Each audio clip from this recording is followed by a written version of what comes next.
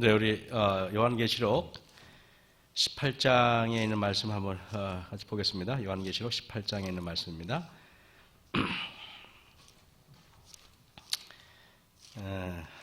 요한계시록 18장에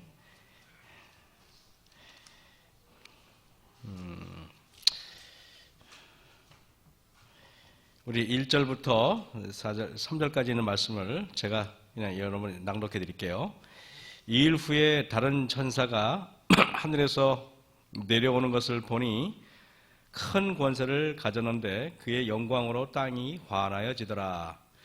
심센 음성으로 외쳐가로되 무너졌도다 무너졌도다 큰 성 바벨론이여, 귀신의 처소와 각종 더러운 영이 모이는 곳과 각종 더럽고 가증한 새에 모이는 곳이 되었도다. 그 음행의 진노의 포도주를 먹이던 인하여 만국이 무너졌으며 또 땅의 왕들이 그로 더불어 음행하였으며 땅의 상고들도 그 사치의 세력을 인하여 치부하였더라 하였도다 하더라 그랬습니다. 우리가 계시록 17장은 이렇게 종교적인 바벨론에 대한 멸망이고, 계시록 18장은 경제적인 바벨론에 대한 멸망입니다. 제가 여러분들 인터넷을 통해서 여러 채널을 통해서 요새 경제가 심상치 않다는 이야기를 들었을 텐데요. 제가 여러분에게 그냥 우리가 마지막 시대에 어떤 분은 아침에 제가 양평의 옥천교회 다니는 어떤 여집사님이 저한테 이렇게 동영상을 하나 보내왔는데요. 그 동영상의 내용을 보여드릴 수 있으면 좋은데 혹시 원하시는 분들 제가 카톡으로 보내드릴게요. 동영상의 내용이 어떤 거냐면은 그 천주교 방송에서 뭐라고 말했냐면은 그 토요일날 예배를 드리는 무리들이 세계의 연합을 반대하기 때문에 우리는 그 종교방송에서 하는 겁니다. 미국에 있는 그 천주교 방송에서 우리는 그들을 뭐라더라 섬멸해야 된다 이런 표현을 쓰더라고요. 이게 시대가 이제 매우 임박했음을 보여주는 증표들이 있는데, 가장 종말적인 것에 대해서 오히려 설교를 안 하고 전혀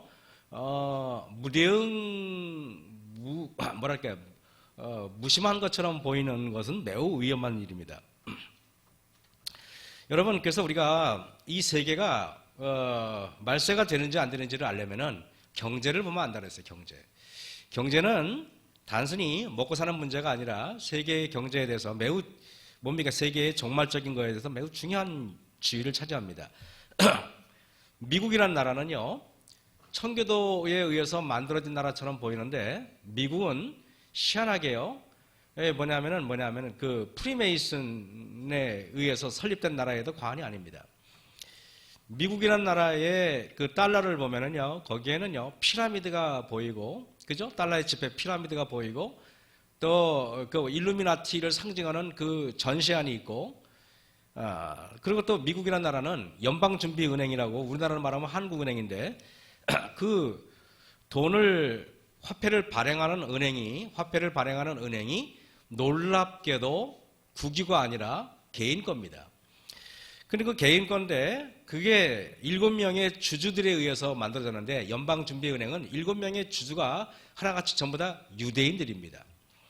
우리가 유명한 사람들 몇 명 보면은 그 로스차일드라든가 JP 모건이라든가 록펠러라든가 이런 사람들이 대주주로 있습니다.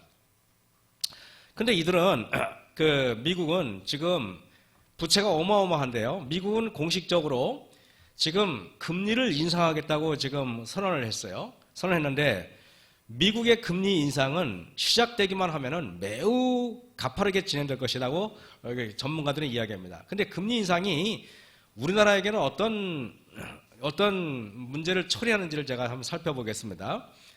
우리나라 원화 발행 총액은 약 70조 원에서 80조 원이라고 이야기합니다.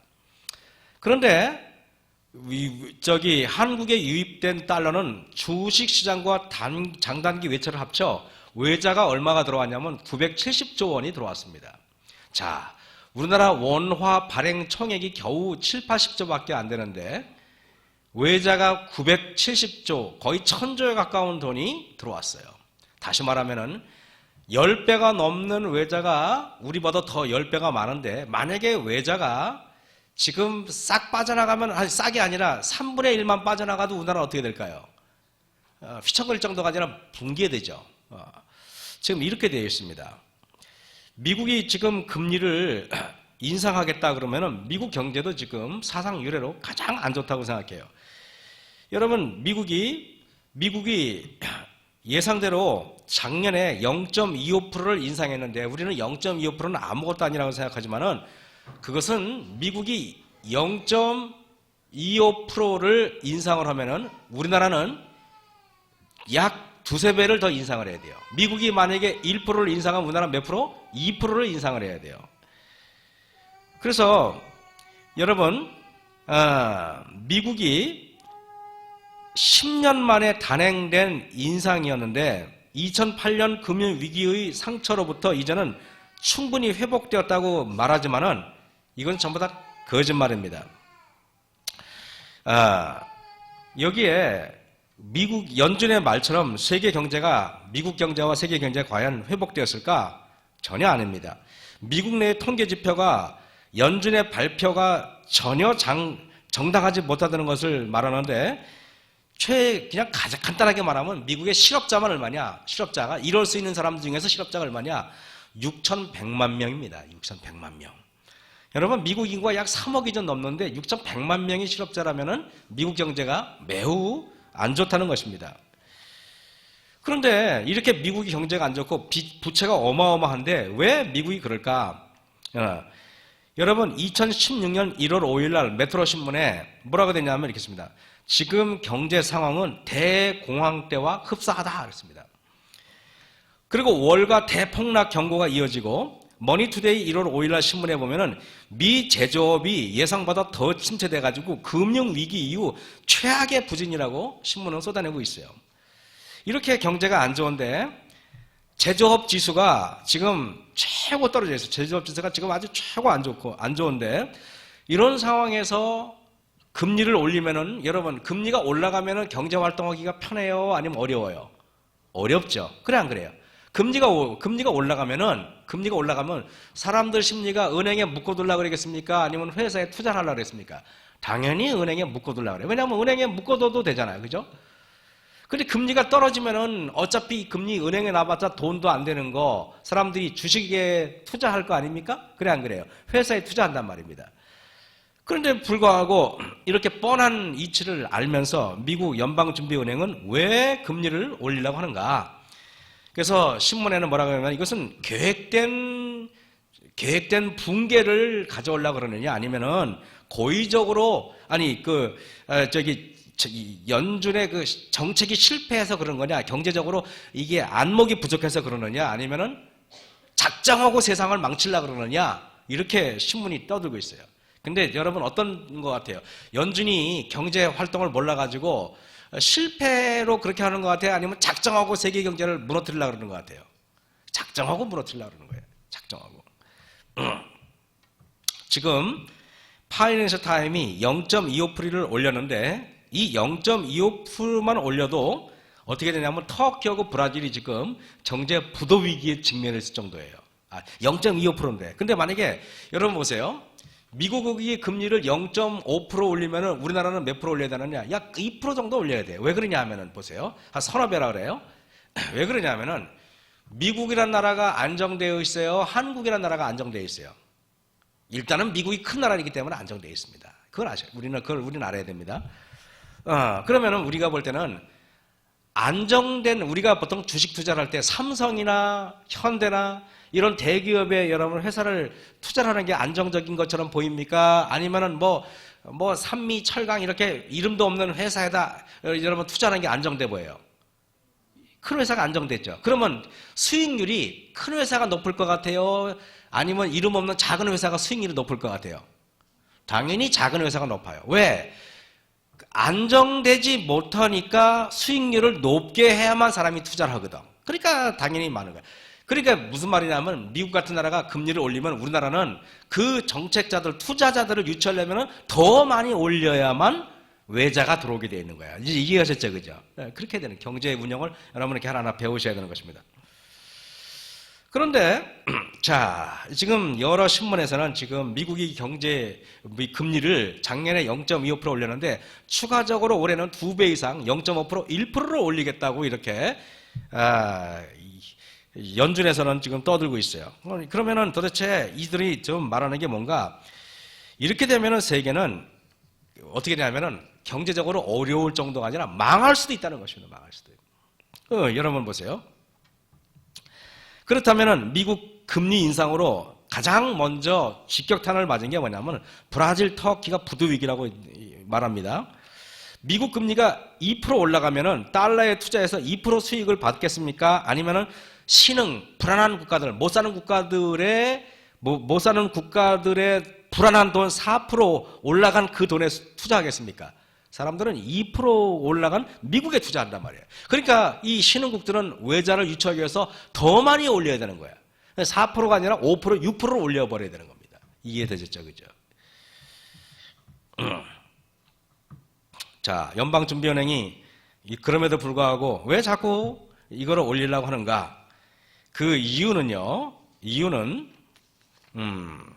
우리가 보면은 경제학자들이 말하는 것보다 더 깊이 들어가야 되잖아요.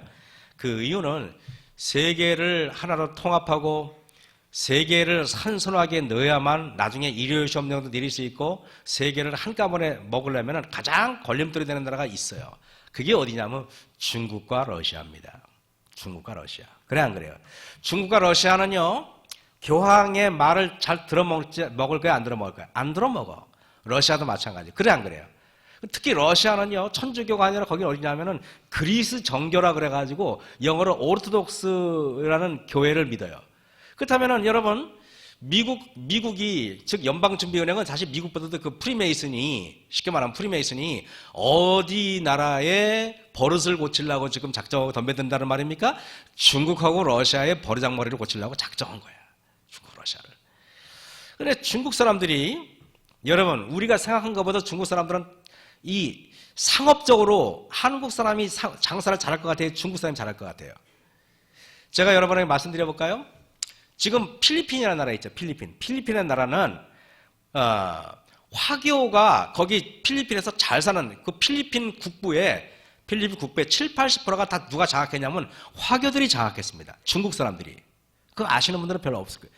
그리고 또 말레이시아 가면은요, 말레이시아 국부의 7, 80%가 누가 장악했는가? 전부 다 화교들이야, 화교들. 중국 사람들은요, 엄청난 부자들이에요. 우리가 생각하는 것보다 어마어마한 부자들이란 말이야.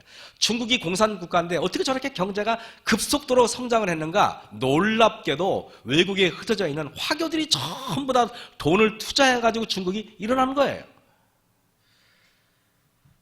이런 중국이, 여러분 옛날에 영국이었 식민지였던 그 홍콩이라는 나라가 지금 다 중국으로 넘어갔지만 홍콩, 마카오, 말레이시아 그 국부의 7, 80%가 뭐라고요? 다 중국 자본이에요.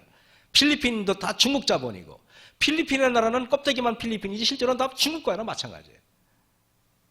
자, 이 중국 사람이 이 아시아에서요, 유일하게 중국 세력이 힘을 못 쓰는 나라가 어디냐? 대한민국이에요. 대한민국은 중국 사람이 힘을 못 써요. 별로 없어요. 그래 안 그래요? 요즘에 서서히 달라지고 있지만, 요즘에 제주도가 몽따 중국으로 넘어가려고 하고 있지만, 아직까지는 중국 사람이 힘을 못 쓰는 나라가 어디예요? 차이나타운이니까 별로 없어요. 그죠? 차이나타운 여러분 별로 없죠. 그죠? 세계에서 이렇게 푸대접 받고 있는 나라가, 중국 사람이 푸대접 받고 있는 나라가 대한민국이야. 그렇기 때문에 우리나라 사람들은 화교가 얼마나 대단한 힘을 가지고 있는지 인지조차 못합니다. 그러나 제가 필리핀 나가보고 외국에 나가보면 중국 사람이라는 것은 어마어마한 힘을 가지고 있어요. 그리고 이 말은 뭐냐면 상업적으로 중국 사람의 장사꾼들을 따라갈 사람이 유대인 말고는 없어요. 대단한 나라입니다.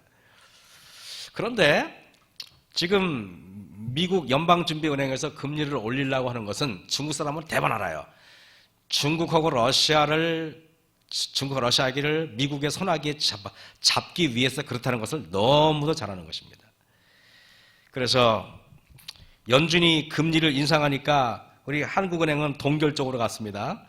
동결적으로 갔다는 말은 뭐냐면은 설사가 나가지고 화장실 급하게 가야 되는데 다음 정거장까지 참고 가겠다는 거예요. 언젠가 폭발합니다. 이게 좋은 게 아닙니다.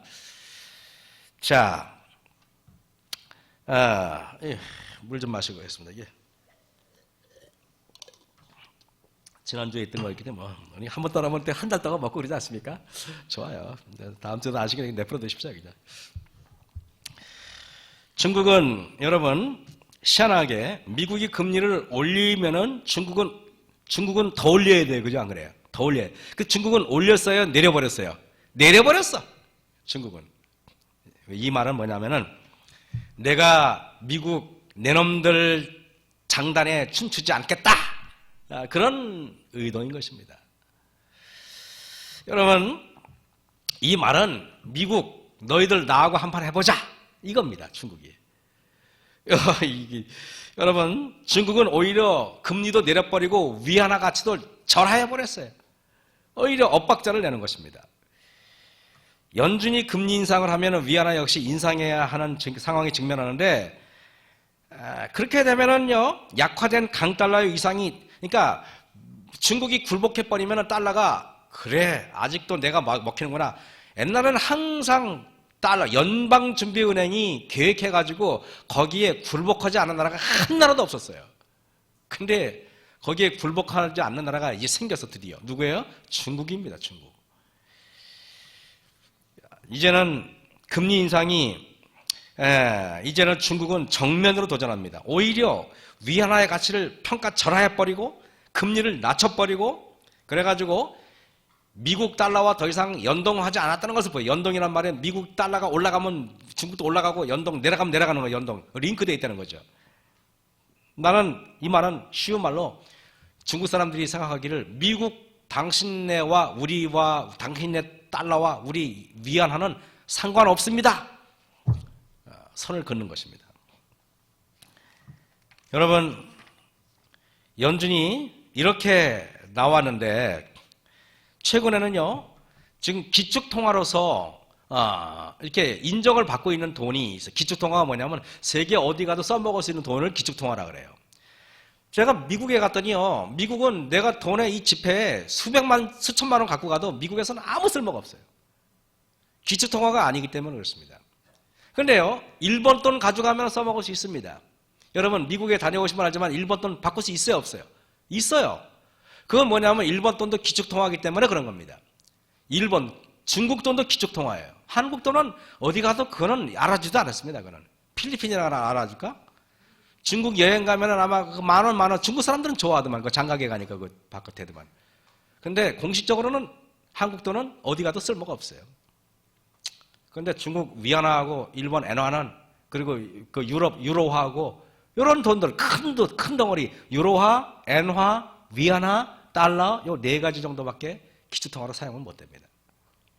그렇게 하면 이제 뭐 영국 파운드라든가 독일 마르크라든가 이런 것들은 사용되겠죠. 자, 이제 중국은 기축통화로 편입된 위안화로서는 달러 너만 기축통화냐 심겨루기를 이제 한참 하는 것입니다. 그것은 중국으로서도 대단한 전쟁이에요. 위안화의 가치를 내리면은 수출은 활기를 띨 것이지만 수입은 충격을 받게 돼요. 그럼에도 불구하고 왜 내려버렸는가? 수출이 타격을 받는데도 수출은 잘 되는데 수입이 타격을 받는데도 왜 내려버렸는가? 중국은 자신감이 있었던 겁니다. 왜 자신감이 있는가? 중국은 수입을 안 해도 어지간한 것들은 다 자체적으로 조달을 가능해. 자 보세요. 쌀도 중국에서 생산되는 것으로 충분히 먹을 수 있어. 쌀도. 어지간하면 밀가루가 필요하면 신장 위구르 지역에서 밀가루 얼마든지 재배하면 먹을 수가 있어요. 철광석, 석탄, 에너지, 어지간한 것들은 다 자급자족이 되니까 중국 사람들은 겁날 게 없어요. 근데 우리나라는 중국처럼 그렇게 큰 소리 치고 할 수 있을까요? 아니요. 수입이 안 되면 당장 쌀 빼고는 하나도 먹고 살 게 하나도 없어. 하나도. 쌀 외에는 자급자족 되는 그 곡식이 우리나라는 뭐냐면 16%밖에 안 돼요. 한국 사람들은 이러나 저러나 미국 눈치를 예수님 재림할 때까지 보고 살아야 되는 사람이에요.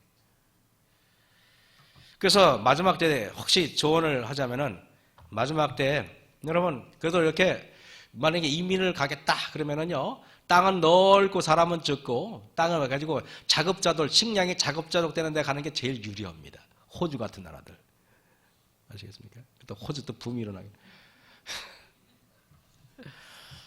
자, 그래서 중국은 그러나 자체적인 생산으로도 뭐든지 다 만들 수 있어요. 뭐 TV도 만들 수 있고 컴퓨터도 만들 수 있고 냉장고도 만들 수 있고 중국 사람들은 수입은 안 해도 별 상관없어요. 자동차도 만들 수 있고 뭐 심지어는 우주선까지도 만들어요. 별 상관없다 이거죠. 현재 그러나 문제는 중국에서는 어떤 문제가 있냐면 위안화가 달러가 올라가는데 위안화가 내려가니까 외국 사람들이 중국에 투자했다가 손해가 막 심한 겁니다.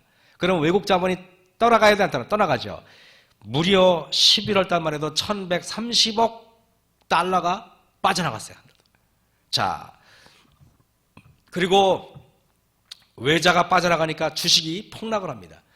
중국이 주식이 폭락해가지고 서킷 브레이크를 해가지고 너무 주식이 폭락하면은 서킷 브레이크를 해가지고 그냥 아예 그냥 주식시장을 파장해버려.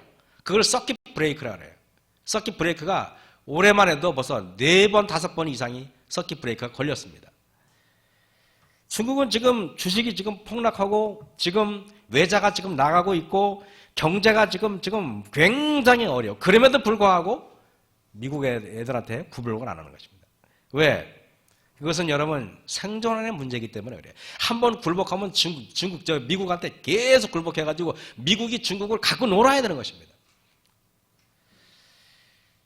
이래서 주식이 대폭락하고 있고 외자가 떠나가면서 주식이 폭락하는데도 그럼에도 불구하고 중국은 달러와의 한판 승부를 벌이고 있는데 이것은 죽느냐 사느냐의 싸움이에요. 그런 싸움이 지금 벌어지고 있어요. 인터넷 뉴스 2016년 1월 5일 날 중국 증시가 약 7% 이상을 폭락해버렸다고 얘기해요. 개장 30분 만에 거래가 종료돼 버렸어요. 여러분 7%라면 아무것도 아닌 게 아니라 주식시장에서 엄청난 겁니다. 엄청난 겁니다. 그 다음에 여기 보면은 예를 들면 한국 시간으로 1월 7일 날 중국 증시가 7% 이상 폭락하면서 거래가 완전히 중단되는데 한국 시간으로 오전 10시 59분 전날보다 또 7.21% 또 폭락하면서 이날 주식 거래가 완전히 중단되고 개장 후 13분 만에 5.3%가 또 하락하고 이것은 거의 주식시장의 붕괴를 의미하는 것입니다. 2015년 12월 31일자 영국 파이낸셜 타임즈가 2016년 도를 예측하는 가운데 다음과 같은 글을 올렸어요. 중국은 새해에 위안화를 대폭적으로 평가절하할 것인가? 그렇다. 중국은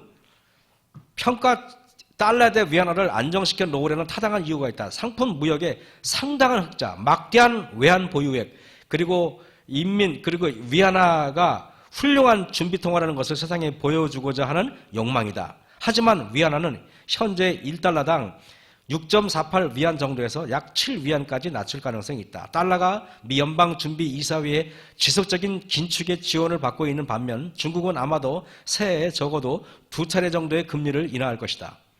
따라서 중국에서의 자본 유출은 계속적으로 더 엄청나게 이루어질 것이고 환율 하락 압력이 걸리고 위안화는 심각한 문제에 부딪힐 것이다. 결국에는 제가 볼 때는 중국이 미국을 과연 이길 수 있을까? 쉽지 않다고 봅니다, 저는요. 자, 두 번째 타겟은요, 러시아입니다, 러시아. 러시아는요, 얼마 전까지만 해도 계속적으로 중동에 엄청난 영향력을 미치고, 이제 푸틴 대통령 아시죠, 여러분? 너무나 막대한 영향을 미치고 미국의 심기를 건드리고 있어요. 근데 러시아는요, 여러분, 달러가 금리가 올라가면은 세계 경제가 주저앉습니다. 세계 경제가 주저앉으면은 여러분 공장이 안 돌아가요. 공장이 안 돌아가면 기름을 많이 쓸까요? 적게 쓸까요? 적게 써요. 그럼 기름값이 떨어지겠습니까? 올라가겠습니까? 떨어지지. 그래서 지금 기름값 떨어져서 안 떨어졌어요. 지금 기름값이 떨어졌다는 건 여러분 이렇게 보시면 돼요. 세계 경제가 망하기 직전이구나 보시면 돼요. 기름값 떨어져서 우리는 차 타고 다니는 게 참 좋잖아요. 그죠? 좋은데 한편으로는 여러분 이것은 뭔가 이상한 거야. 뭔가 이상한. 그러니까 다시 말하면 미국 사람들은요. 기름값을 올릴 수도 있고 내릴 수도 있어요. 기름값을 더 떨어뜨려 보려면 어떻게 하는가. 얼마 전에 미국이라는 나라가 이란 핵무기 만들었다고 이란에 그 경제 제재를 했어요. 그래서 이란 사람들한테 뭐냐면 석유도 못 팔게 만들고 그죠? 아무것도 못하게 만들고. 근데 지금 다 풀었어요, 안 풀었어요? 풀었죠? 세계 원유 매장량의 2, 3등을 차지하는 이란은 그 막대한 원유를 세계 시장에 풀어버린 거야. 왜 풀어버렸어요? 기름아 뚝뚝 떨어져가지고 러시아야 망해라 그 소리입니다. 그럼 여러분 러시아는 어떤 나라인가?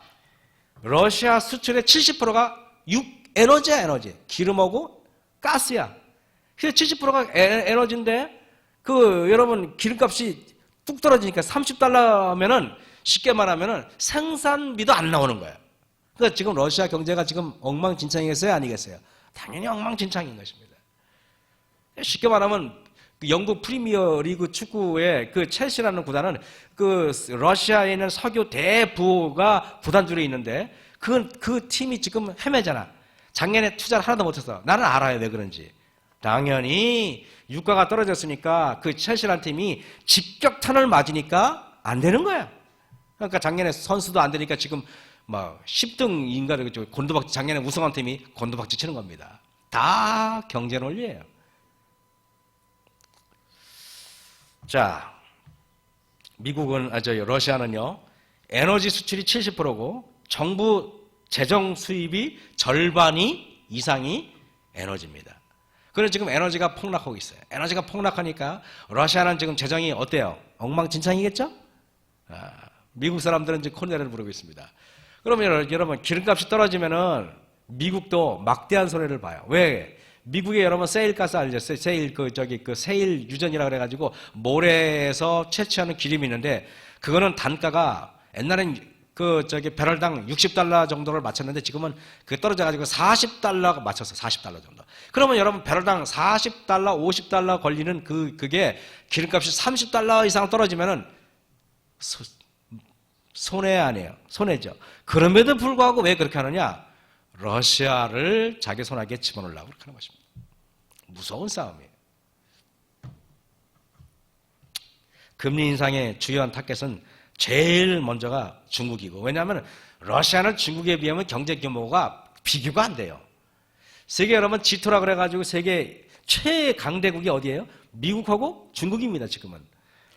옛날에는 우리나라 최고의 교육 상대국이 미국이었지만 지금은 미국은요 2등으로 물러났어요. 최고의 상대국은 뭡니까? 미국하고 우리나라하고 수출하는 돈은 중국한테 절반도 안 돼요. 이제는요. 다시 말하면요, 중국이 망하면 우리나라도 망합니다. 우리나라는 중국한테 지금 너무도 많은 의존을 해요. 너무도. 명동거리 한번 가보세요. 리본러가 많아요? 차이니즈가 많아요? 차이니즈가 많아요. 일본 사람 별로 없어요. 이게 지금 금리 인상이 올라가고 금리가 올라가고 지금 이런 것은 뭐냐? 러시아가 최근 주변 나라들 특히 중동 국가에 영향력을 많이 미치는데 표면적으로는 그런 것이고 실제로는 결국에는 종교를 탄압하고 세계를 하나로 만들고 경제 가치가 이제 붕괴돼야만 되는데 러시아 루블화 가치가 사상 최저치를 기록했고 국제 유가가 하락했고 이렇기 때문에 러시아는 지금 거의 나라가 파탄 직전입니다. 자, 지금 이런 거를 떠나서 제가 여러분에게 이제 한번 이런 말씀을 드려볼게요. 우리나라 한국에서 원화 발행 총액이 70조인데 한국에 유입된 외자가 약 970조입니다. 여러분 10배가 넘는 거의 한 두세 배 되는 이 외자가 만약에 빠져나간다면은 한국은 주저앉을 수밖에 없어요. 그래서 한국은요 IMF 때 예를 들면 IMF 때 그 프리미어 리그 연준이죠. 김영삼 대통령이 욕을 많이 먹지만 김영삼 대통령이 아니라 누가 마찬가지도 마찬가지입니다. 제가 같은 김씨라서 두드러는 거 절대 아니에요. 근데 이런 겁니다. 이 경제 논리가 어떤 거냐면요. 내가 만약에 돈을 발행할 수 있는 자격이 능력이 있다면요. 돈 버는 건 아무것도 아니에요. 어떻게 되냐면요. 자, 제가 한국은행 은행장이에요. 여기 개인 재산이라고 한번 쳐보겠습니다. 돈을 시중에 안 풀어 내가. 돈을 안 풀어.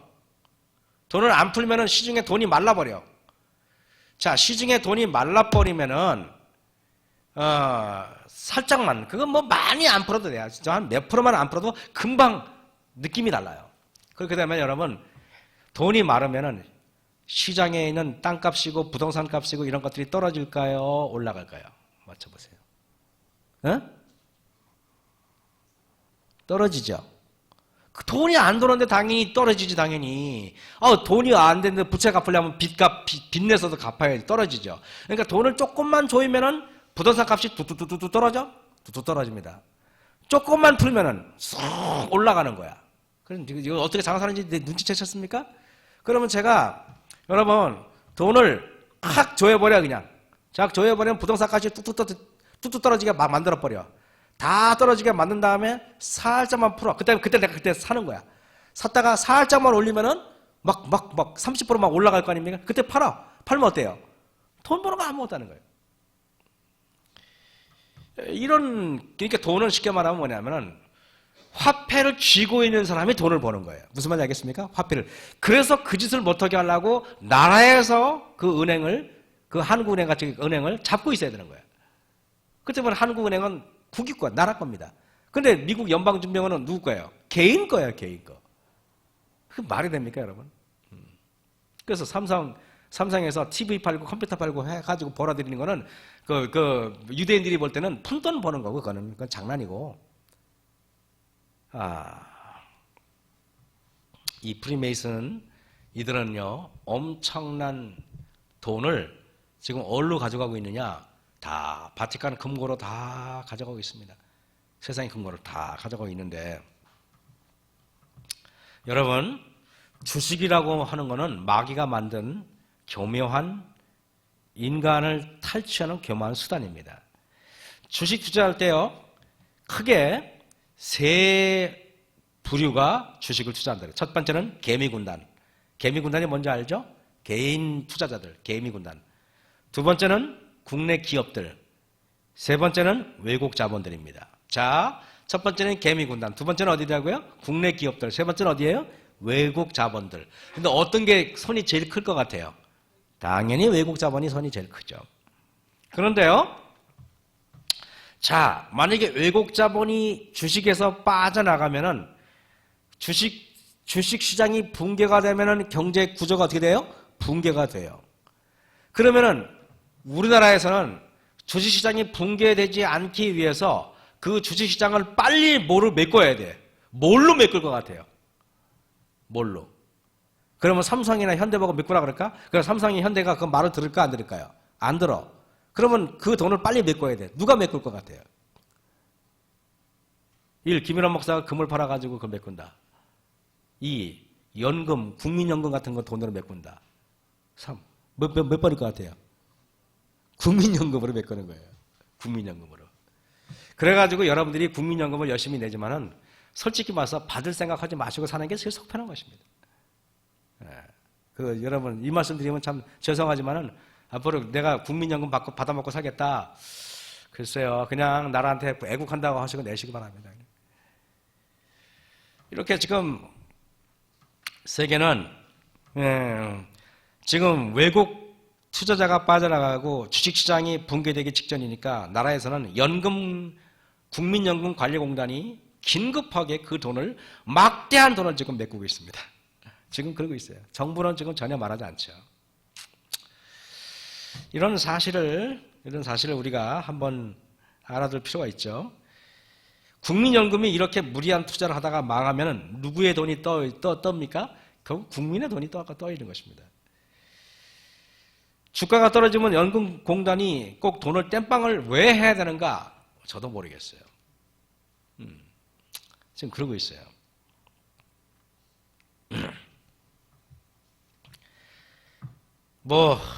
저는 국민연금 받아봤자 얼마나 받을지 모르겠지만은 하루 용돈도 안 되는 돈, 저는 받아도 그만 안 받아도 그만이지만은, 여러분, 자, 우리나라가 금리가 인상될 때 우리나라는 지금 심각합니다. IMF 때 우리나라 가계부채가 얼마인지 혹시 아십니까? IMF 때 180조 원이었어요. 180조 원이 가계부채였습니다. 지금은 가계부채가 얼마냐? 정부에서는 1200조 원이라고 말하고 있는데 얼마 전에 뉴스를 보니까 실질적으로는 1440조 원이다 말합니다. 얼마라고요? 1440조 원. 지금 IMF 때하고 지금하고 비교하니까 빚이 몇 배 늘었어요? 거의 8배, 7배, 8배가 늘었어요. 자, 그러면은 우리나라는요, 이제 1200조, 1440조 원인데 가장 큰 문제는 위험 수위에 다다른 가계 경제인데요. IMF 때 가계 빚이 180조인데 지금은 1440조란 말입니다. 그런데 이들 기업에 보면은 한계 기업이라고 그래가지고 금리가 조금만 올라가도, 그러니까 다시 말해 한계 기업이 뭐냐면 좀비 기업이라고 그래가지고, 좀비가 뭔지 알죠? 좀비가 실제로 시체가 다니는 게 좀비잖아, 그죠? 죽었어 이미. 죽었는데 다니는 거 좀비 알죠, 여러분? 근데 이 좀비 기업이 3년 이상 영업이익으로 이자 비용도 갚지 못하는 기업을 좀비 기업이라고 해요. 근데 이들 좀비 기업이 한국에 얼마냐? 약 16%예요. 16%. 100% 중에서 16%가 뭐라고요? 좀비 기업이에요. 16%의 기업이 무너지면 어떻게 될까요? 글쎄요. 제가 볼 때는 누가 버틸 수 있을까 싶네요. 한국은행은 시장 금리가 지금보다 0.5% 오르면은 한계 기업이 현재보다 300개 이상 늘어난다는 거예요. 분석해. 그리고 보면은 자, 한계 가정으로 분류된 가구수, 다시 말하면 이자를 겨우 내고 있는 가정인데 이자가 조금만 오르면은 완전히 망하는 가정이 몇 가구냐?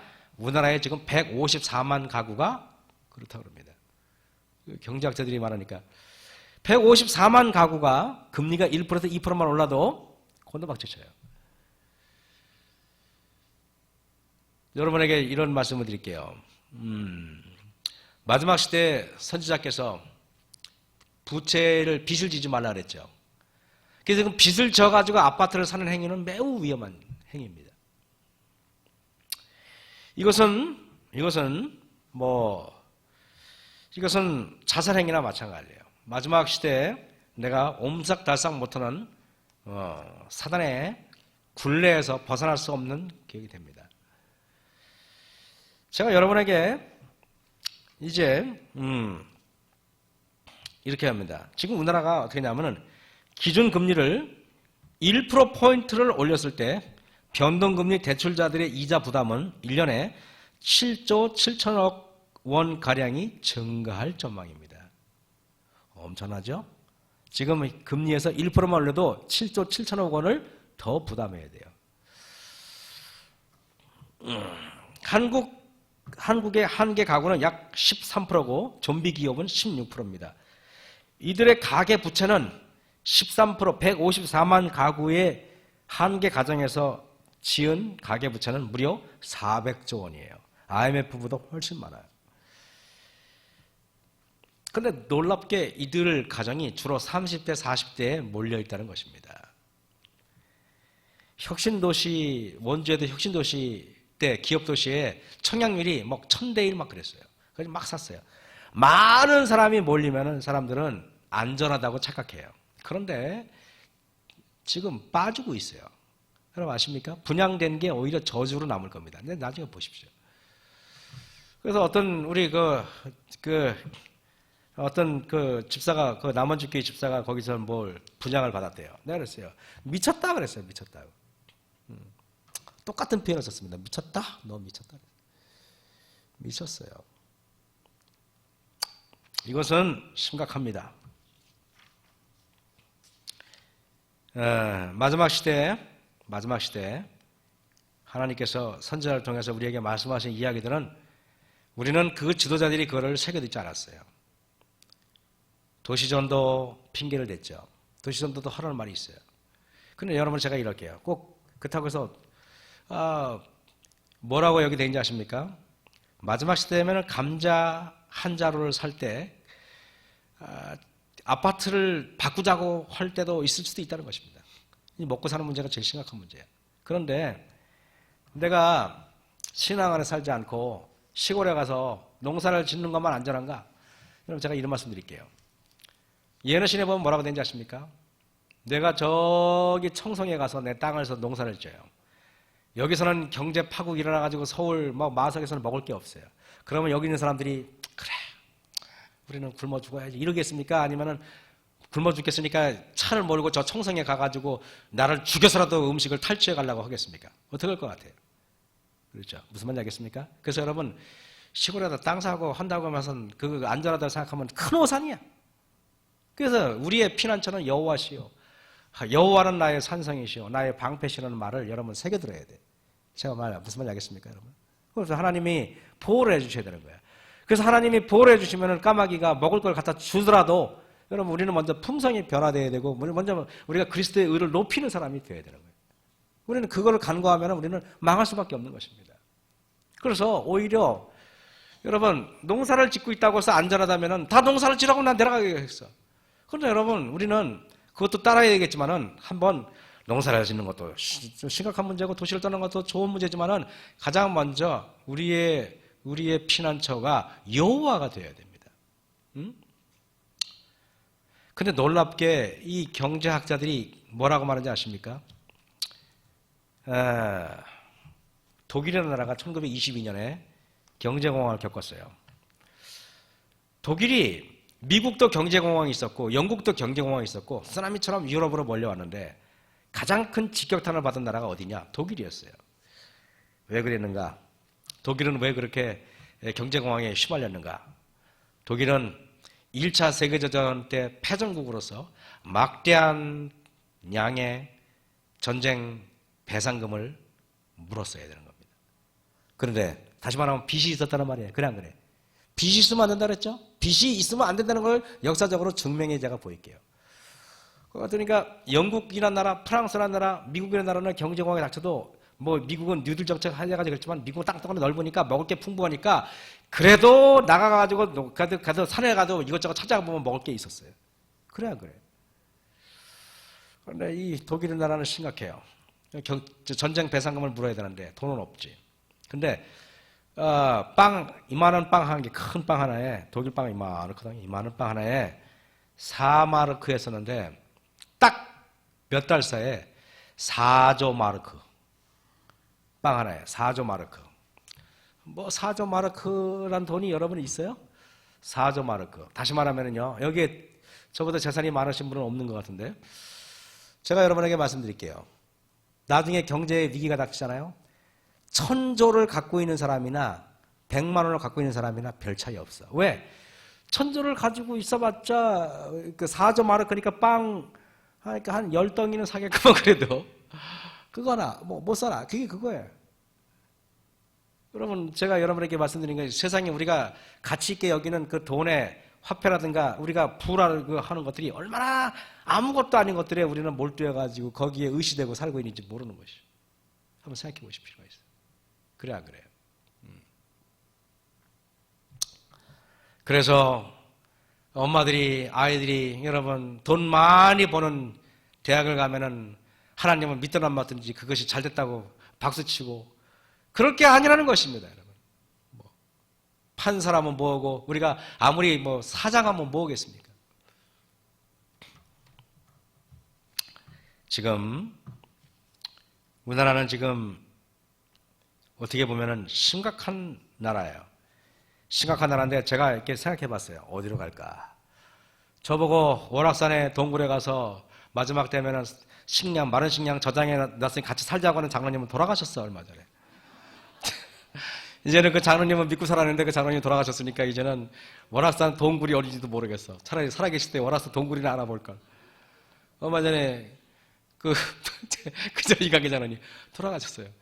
그 장로님이 돌아가시고 내가 장례식에 가봤는데 그 장로님 영장사진을 보면서 느꼈어요. 월악산 동굴을 안 가르쳐 주시고 왜 먼저 가셨습니까? 참 어디를 갈까 생각해 봤어요. 우리가 차를 몰고 간다고 해서 어저께 이렇게 밥 먹으면서 TV를 봤더니 그 오프로드 차를 가지고 막 험악한 지형에 막 가는 그런 차 있잖아요. 오프로드. 그런 이양 집차 같은 거 그냥 막 가는 겁니다. 길도 없는데 막 가는 겁니다. 나중에 말세가 되면 저 차 하나 사가지고 그냥 도망가야 되나? 그 생각도 해봤습니다. 그렇다고 식량을 얼마나 가져갈 것인가? 우리나라는 또 사계절이 뚜렷해서 살기도 아주 힘든 나라잖아요. 사계절이 뚜렷한 거는 너무너무 살기 힘든 겁니다. 이게 겨울 얼마나 지겹습니까? 미세먼지 많고. 대한민국 살기 힘든 나라예요. 하와이 보니까 사계절이 없으니까 너무 좋더만 살기가. 사계절이 있어도 좋은 나라라고 나는 속았지만은 다 거짓말이었어. 어디 차 타고 가서 숨을 데도 없어. 청송에 갈 거예요. 지리산 갈 거예요. 여러분 사람들이요 이제 어디든지 식량이 있는 곳이면요 대한민국에는요 숨을 곳이 없어요. 여러분 인정하시죠? 숨을 곳이 없어요. 이 하나님한테 돌아가지 않으면 안 됩니다. 제가 한 가지 말씀드릴게요. 히틀러가 무솔리니하고 광기에 이른 전쟁 광이 되어 갑니다. 유럽에 있는 부자들은 위험을 감지하고 이 히틀러 무솔리니로부터 내 엄청난 재산을 보호해야겠다 생각하고 그들은 유럽을 떠날 결심을 합니다. 그래서 그들은 어디를 가냐면은 저 남태평양으로 가면은 거기는 전쟁도 없겠다 생각을 한 것입니다. 남태평양 아시죠? 그죠? 저 소사모아, 타히티, 저기 있잖아요. 왜 그게 나우루 이런 날 있잖아요. 왜 뭐 있잖아요. 뉴칼레도니아 알죠, 여러분 거기에 피지 이런 날 있잖아요. 그걸 다 간 거야. 과달라하라 이런 다 그리고 들어갔어요. 들어갔는데 일본 사람이 하와이 진주만을 기습하고 나서 그러고 나서 거기에 전쟁 숨겨진 거기가 전쟁터가 됩니다. 미국하고 일본 애들하고 전쟁터가 돼가지고 조그만 섬에 도망갈 데도 없네? 그래서 거기 들어간 사람은 다 죽었어요. 자산 다 잃어버리고. 숨을 데 있어요? 없어요, 여러분? 없어요. 여호와가 피난처가 돼야지. 여러분, 금덩어리도 피난처가. 제가 금이 많다고, 지하실에 많다고 늘 성도들은 다 알지만은, 제가 아무리 설교해도 제가 감사한 거는 우리 마석교회나 남원석교회나 정말 인격자들이 많아요. 왜냐면 돈이 많아도 내 돈이 많아도 돈 꾸러오는 사람 없더라고요. 우리 교인들이 참 성숙된 분들 같아요. 어떻게 이렇게 돈도 꾸러도 오고 얼마나 참 감사한지 몰라.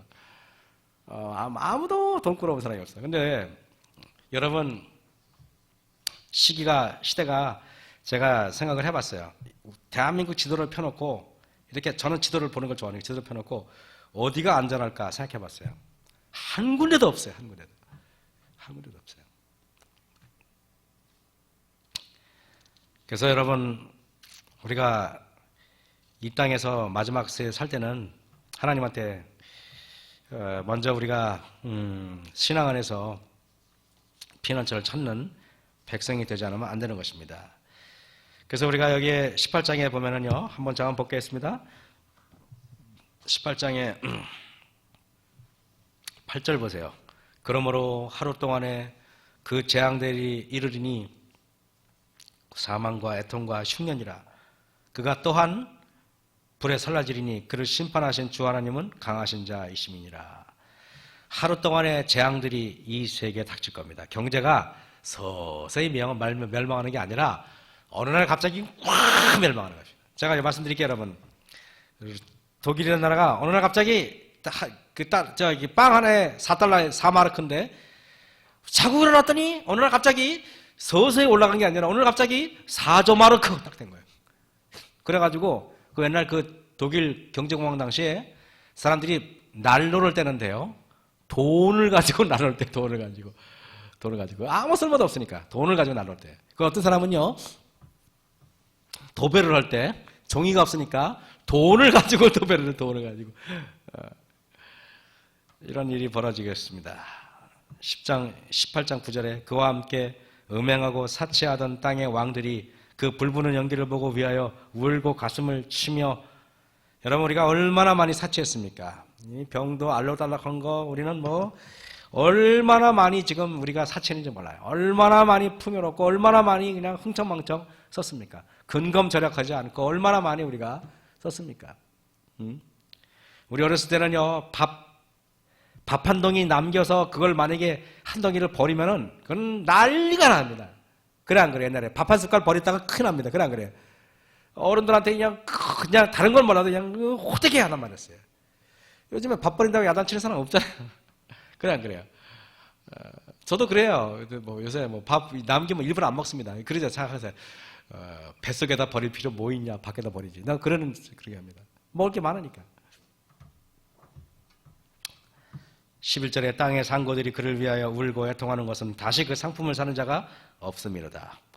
그 상품은 금과 은과. 여러분 뭡니까? 마지막 때 되면은 경제가 붕괴하겠다고 성경은 이야기합니까? 이야기합니다.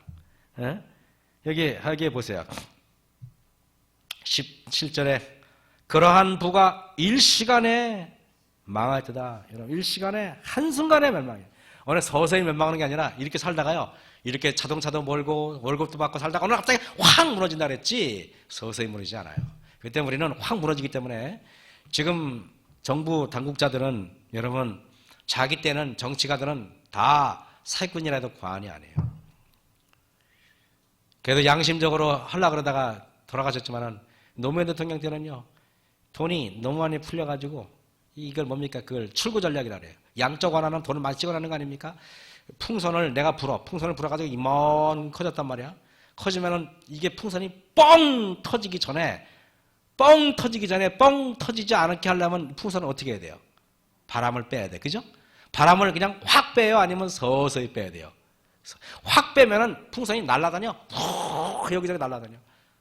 그래서 서서히 바람을 빼죠. 그거를 출구 전략이라는 거예요. 출구 전략. 서서히 바람을 빼는.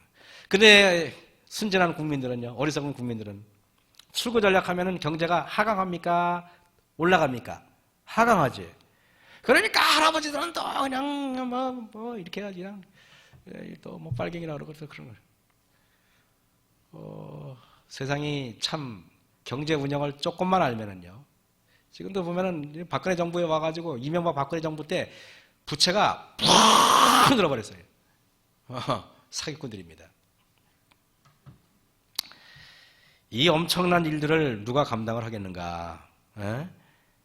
20절에 하늘과 성도들과 사도들과 선지자들아 그를 인하여 즐거워라. 여러분 여기 자 재밌어요. 한번 자 19절 18절부터 볼게요. 불붙는 연기를 보고 외쳐가로되 이 큰 성과 같은 성이 어디 있느냐 하며 티끌을 자기 머리에 뿌리고 울고 애통하여 외쳐가로되 화이트다 이 큰 성이여 바다에서 배 부리는 모든 자들이 너희 보배로운 상품을 인하여 치부하였더니 일시간에 망하였도다. 여기 여러분 항상 망하는데 그림자서 따라다니는 말이 있어요. 뭐라고요? 일시간에 망하도다. 놀랍게 교역자가 복음전도책 61쪽에 뭐라고 되는지 아십니까? 우리의 경제는요 한순간에 돈의 가치가 하락할 것이다 되어 있어요. 선지자는 정확히 내다보고 있습니다. 근데요 일시간에 망했는데 그럼 우리는 대성통곡하는 게 아니라 하늘과 성도들과 사도들과 선지자들아 그를 인하여 슬퍼하라 즐거워라. 즐거워하라 그랬어요. 왜? 하나님의 임하심이 가까이 왔기 때문에 그런 것입니다. 즐거워하라. 즐거워하라는 말이 저는 너무나 놀라운 말이라고 생각해요. 그래 안 그래요? 즐거워하라. 경제가 망해가는데 즐거워하라 그랬습니다. 왜? 이제는 이 땅에 살 것이 아니라 하늘 갈 것이기 때문에 그런 것입니다. 즐거워하라. 하나님이 너희를 신론하시는 심판을 그에게 하셨습니다. 하더라. 여러분 경제가 망했다는 말은 세계의 모든 악한 세력들이 멸망할 것입니다. 이런 일들을 우리는 생각하면서 오늘도 그래 결국에는 말씀밖에 없구나. 우리가 추구할 게 말씀밖에 없구나. 새벽 기도에밖에 없구나. 그렇게 생각하셔야 됩니다. 내가 목숨 걸고 새벽 기도 나오셔야 돼요. 이 말은 여러분 어떻게 될지 모르지만 신앙은 새벽 기도를 안 하면은 신앙의 절반은 손해봤다 해도 과언이 아니에요. 새벽 기도에 실패하면 다 실패하는 것입니다. 내가 새벽 기도에 실패하는 사람은 절대 여러분 피곤해요. 새벽 기도 때 피곤하다는 것은 내가 영적으로 죽었다는 말이에요. 하나님의 말씀을 받는데 왜 피곤합니까? 육적이기 때문에 그런 것입니다. 여러분 우리가 마지막 때 이제 얼마 남지 않았어요. 지금 북한이 엄청난 경제 제재 조치를 지금 당하고 있어요. 그래 안 그래요? 북한 좀 있으면 굴복합니다. 북한 굴복하고 이제 있으면은 여러분 이제 그러면은요 북한까지 굴복하면은 이제 바로 바티칸에서 사단이 가장 미워하는 교단 제7일 안식일 예수재림 교회를 옥죄할 것입니다. 그때 여러분 슬퍼할 것이 아니라 오히려 당당하게 하늘나라 갈 때가 얼마 남지 않았다. 내가 목숨 걸고 신앙하자. 이렇게 여기시는 저와 여러분이 되게 바라면서 말씀을 마치겠습니다.